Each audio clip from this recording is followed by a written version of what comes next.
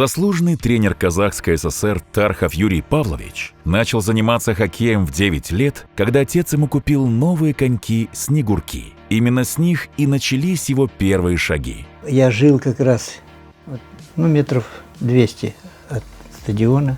Председатель пищевика. Нас собрал 60 человек. Мы поделились на 6 команд. По 10 человек. В одной из команд я капитаном был. Но мы выиграли, я своей командой выиграл первое место. Победа в этом небольшом турнире стала самой яркой и запоминающейся. Она подтолкнула к движению вперед, покорению новых вершин. Из победителей турнира была собрана команда, которая приняла участие в первенстве города и не единожды становилась чемпионом данного хоккейного турнира. Повезли нас участвовать в первенстве СССР в город Горький, где участвовали тоже 9 команд, были разбиты на 2 группы. Мы попали в группу с командой ЦСКА, которые сдулись. Значит, нам не повезло там немного. Мы поехали, мы еще катались на валенках. На валенках коньки точили напильником, сами каждый себе наточит и на лед выходили. Почему мы проиграли? У нас команда была быстроходная, а ЦСКА посмышленнее. Они как-то более сообразительные и тише. Как мы начали играть, пошел снег хлопьями. И вот такой снег навалил. Они нас чик длинными передачками, тух-тух, раз, 6-0 мы им сгорели. Несмотря на проигрыш, мальчишки сумели собраться и выиграть команду из Свердловска, тем самым став бронзовыми призерами. Тогда Юрий был приглашен играть за новосибирское «Динамо». Мне как-то, не знаю, везло или не везло, но если мы проигрываем 8-1, 9-2, то 1 гол я всегда забивал свой. В 1961 году судьба привела Юрия Павловича в город Усть-Каменогорск. Сначала было сложно. В первые месяцы не хватало денег даже на питание. 2 раза в день он пешком ходил тренироваться на ледовую коробку. Местные человек 10 было, и мы человек 5. Образовалась такая хоккейная команда «Торпедо». Но они так и назвали, они так играли.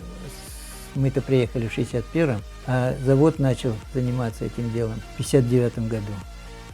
Ну, они уже так как бы костячок был какой-то, хоккейная коробка неплохая. Вы же помните, у металлургов она стояла, высокая, все.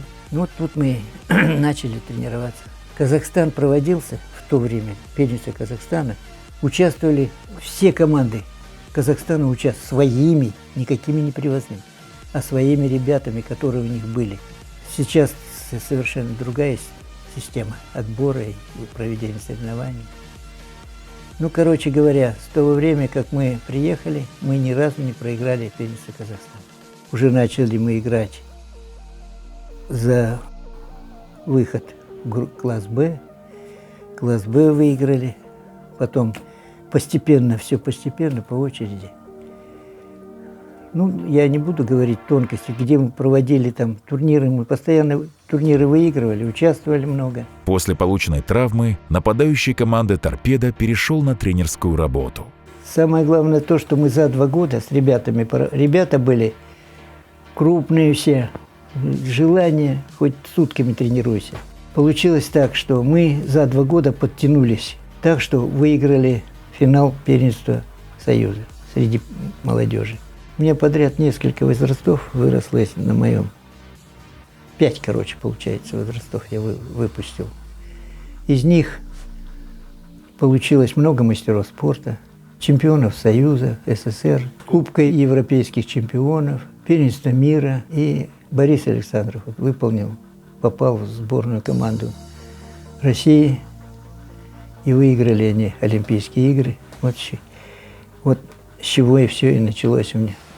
В 38 лет Юрий Павлович поступает и успешно заканчивает Омский институт физической культуры. И уже в возрасте 41 года получает звание «Заслуженный тренер Казахской ССР». Самая основная у меня рабочая деятельность, это была с ребятами. Ну, мне повезло в дальнейшем, в общем, по работе. Ребята хорошие попали. Работал со сборной Казахстана, тренером, вторым в «Торпедо». Но основной труд у меня – это дети. Тогда Борис Александров стал тренером «Торпедо». Он меня звал: пошли работать со мной будешь. А у меня дети хорошие, на выпуске такие красавчики. Я говорю, нет, я уже буду, раз я довести нужно до конца. Я довел их до конца, все. За свою тренерскую работу Юрий Павлович Тархов воспитал не одно поколение профессиональных хоккеистов, мастеров международного класса. Он и сейчас не остается в стороне. Посещает матчи, следит за успехами воспитанников школы «Торпедо». Ведь речь идет не просто о рядовой, а об уникальной Усть-Каменогорской школе хоккея, кузнице кадров с мощными традициями и особой хоккейной аурой.